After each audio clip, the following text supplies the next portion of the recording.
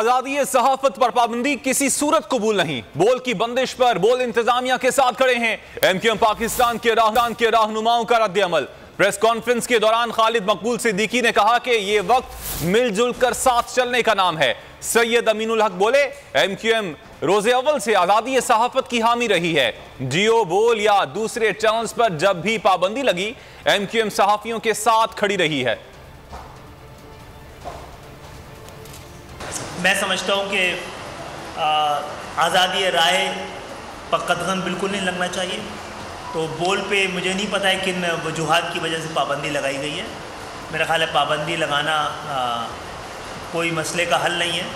जो सहाफ़त है, इब्लाग के इदारे हैं, मीडिया है जिसको कि रियासत का चौथा सुतून दुनिया भर में समझा जाता है। एमक्यूएम पाकिस्तान शुरू दिन से आज़ादी सहाफ़त के हामी रही है। 3 साल पहले 4 साल पहले जब बोल पे पाबंदी लगी थी, एमक्यूएम बोल चैनल के शाना बशाना खड़ी थी।